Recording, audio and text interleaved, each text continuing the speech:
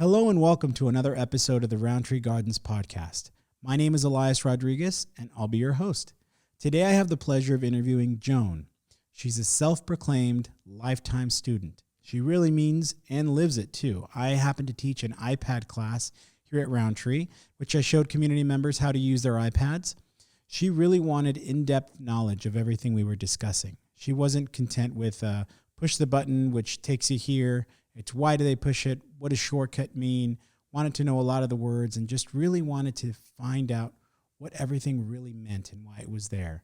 Very curious, has an insatiable curiosity, and it leads to having wonderful conversations and being able to talk about virtually anything, and she has some knowledge about it. So I always have a good time talking to her. Today I had the ability to do it on camera, so I hope you enjoy this interview. And without further ado, here is Joan.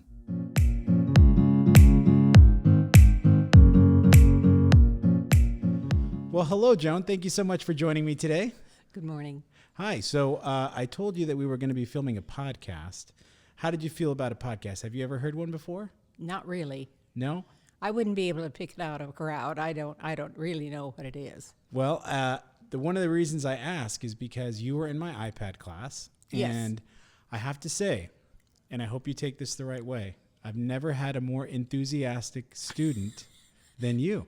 They didn't get it. Well, no, that's not at all what I'm going at. You always were interested in learning more. Yes. And sometimes I just wanted to cover the basics, and you wanted to learn actually how everything worked. I mean, where does that curiosity come from? I don't know, but I've always had this insatiable desire to learn. I learn, somebody will say, well, I'm going to go take a class in Chinese character building. Sign me up. Get out of here. Really? So almost anything kind of fascinates you and want to learn a little more. Yep. I think one time you referred yourself to a lifetime student. Thank you. I would, if I hadn't said that, I should have. Yeah. And so tell me a little bit. Have you had any education in college or university? Yes. I loved going to college. And I went to LA City College. And because I'm a master of, what is it called? I like everything, but I'm a master of none. Oh, yes. So a jack of all trades, but a master of none. Thank you. That's the one I'm looking for. And I didn't study enough to get good grades. Okay. And that's, for my enthusiasm for learning, I skip over the rocks, but when it comes down to test time, I don't do very well. Oh, okay. So I had to take studies at the junior college level. I had gotten into the university, but they wouldn't accept me until I'd had a semester that proved I could do college work. How interesting. Because my classes were not, my grades were not good enough to show that they could do it. So I finally wound up at Santa Barbara, and it was a wonderful, I absolutely adored everything except I went to war with my, the head of the department. Uh-oh. Why? She was a stickler. This was such a unique experience. It's incredible to think that I went to a school that only had 1,200 students on it. Wow. A little tiny college up on the hill, and the classes were small. My biggest class was a science class that was 60 people. Wow. It was amazing. Yeah. So I took hundreds of courses and to find out I was an absolute failure at learning German. I mean, I went in and I stayed for 5 classes, but I didn't sign up, so I didn't have to get out. So it worked out just beautifully. That's hilarious. You just snuck into that class and you went to the university and you said, I'd like to try this. I want to see if I'm any good at this. And they said, fine. but you have to leave after 5 classes if No otherwise you commit. It was wonderful. So you got to try all these different ones Yes, and see yeah. which one Yeah. kind of. And so what happened with this head of the department? Well, in the end, she had absolute control. Wow. I mean, it is so interesting today where the students run the school. Yeah. A little different now. This lady, all right, let me put it this way. There were 112 of us freshmen in our early childhood education. There were 65 sophomores. There were 20 juniors. There were 12 seniors, and 6 graduated. Oh, my goodness. She took great pleasure in saying that if you graduated from the University of California at Santa Barbara, that you were, the cream of the crop. You were elite. And that was it. And she made sure of that by cutting halfway And through. she hated me because I loved school. Oh, my goodness. How funny. I was in drama and sports, and I became a lifeguard. I did fencing. Oh, my goodness. Get out of here. Look at all these topics. And it was so much fun. So you lived it up. I did. You tried everything. And I worked 20 hours a week. Oh, my. And what were you doing? What were you working in? While you were going to school? Anything. I go and sit in a real estate office and wait for telephone calls. There were no, call waiting or anything like that. Wow. So it was just one of those things. I had this opportunity, and I wanted to bring every ounce out of it that I could. So in the end, on my senior year, I finally got the message. She wanted me, I had long hair that I could sit on, and she didn't like that. Oh. So she told me I had to cut my hair. And I was coming down to sell my hair to a wig maker. And so she called and she said, "Have you gotten your haircut?" And I said, "Yes." And she said, "Fine." Well, I thought that she was in Los Angeles. She had a class that she taught in Los Angeles, and she wasn't. She was at the school. So the next day she called me in, and of course I hadn't cut my hair. Oh, man. The only lie I ever told her. And she caught you right in it. Oh, right, dead shot. And so I had my hair cut, and I came back, and she said, I was wearing glasses at that time, and she said, "Well, no one will hire you with that color of glasses." What is going on with this lady? And it dawned on me, it didn't make any difference what I did. She was going to fail me. Wow. And I got the message, and I left. Wow. So killed me, absolutely killed me. Oh. But I came home, and God had my husband for me. Oh, well, there you go. Who knew? Wow, the best I didn't present. have a boyfriend when I left, hadn't had a boyfriend, and I came home, and he came into to church where I was and sat down next to me, and he was just a winner. Butterflies and the whole thing? Oh, it was kind of interesting because I thought he was very nice, and the biggest thing that he had that I didn't have was he had a long heritage. He was Scottish heritage, and he could trace his ancestors back to William of Orange or whatever How it was. cool. Yes. And and I was fascinated by that. But he was a wonderful man. He was just a really, really good guy, and A real winner. and when people met him, they loved him. So, yeah. And tell me a little bit about this life with this winner. Did you have any children? Yes, we have 4 children. Tom now lives in Tennessee with his wife, and 2 of his 5 children are there. And David lives here in Huntington Beach. Okay. And with Kelly, and they have 2 boys. And then my son Bill Jr. was killed in 1983 by its own foolishness, and he left 3 babies who are all now young people, you know. And my daughter lives in Nevada, and she has 2 sons.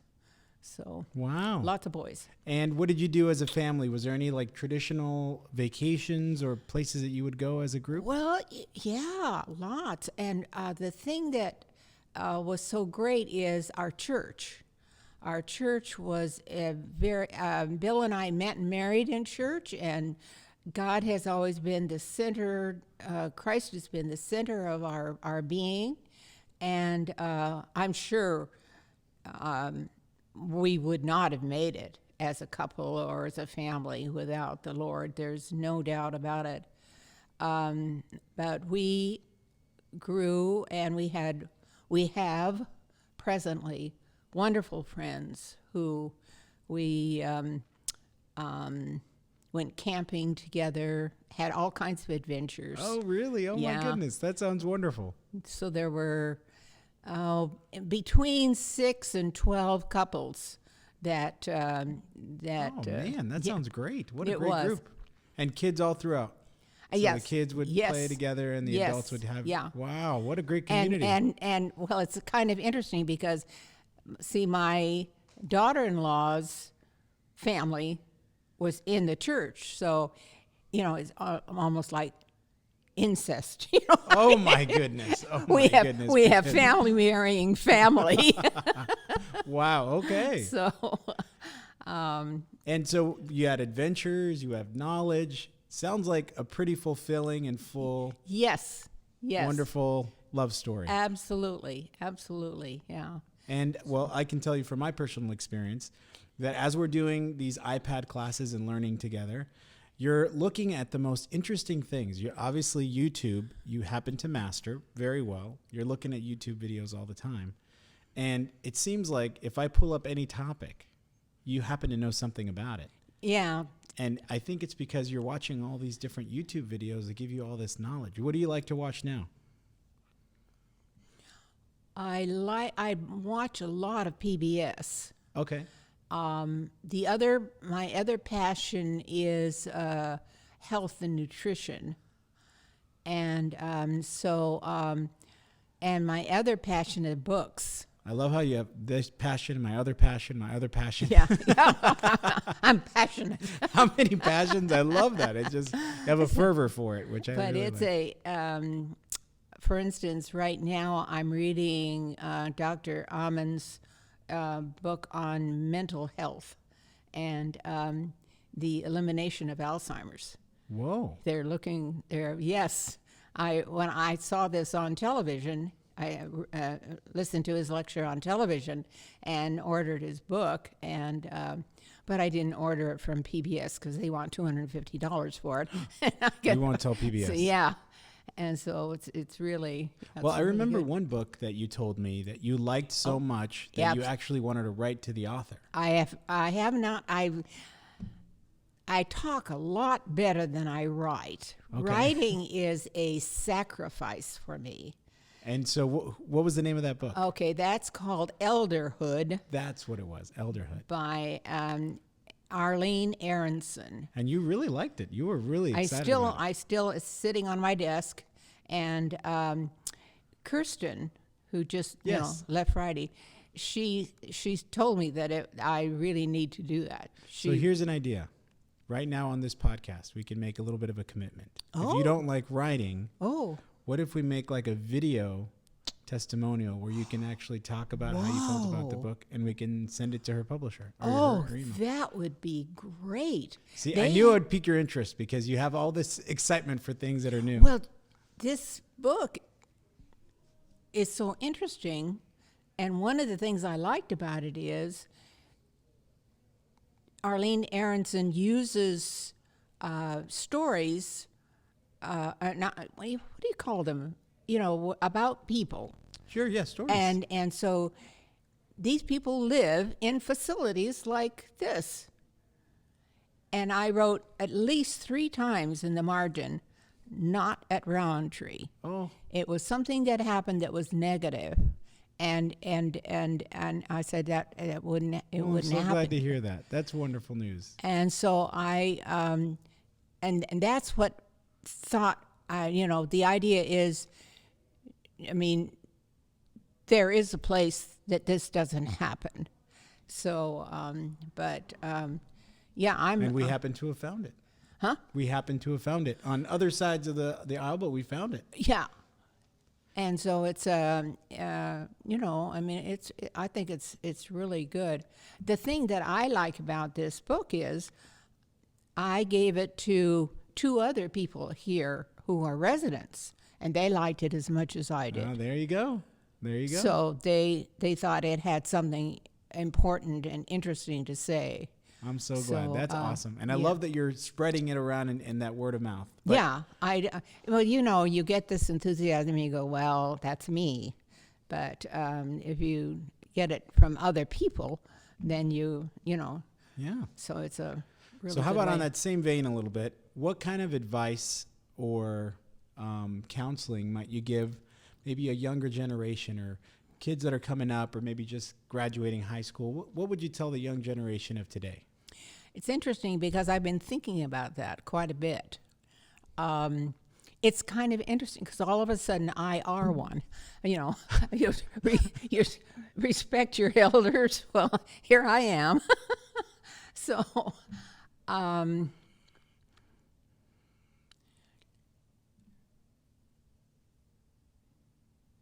wish I could can it. I wish I could, condense it, and make it something that you could actually give to someone and they could use it. But that's not the way our life is lived. Mm-hmm. And I'm thinking of the people that I received information from, how much of it I took and how much of it I resisted. And it's I really haven't figured out the one thing that I would say is make sure that your spiritual life is the most important thing. It took me a long time to come to that conclusion.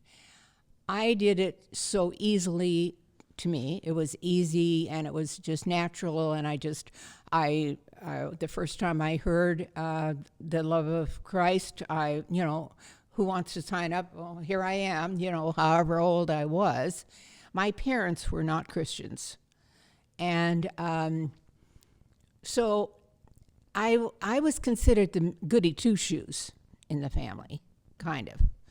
And but that is absolutely the most important thing I ever did in my life.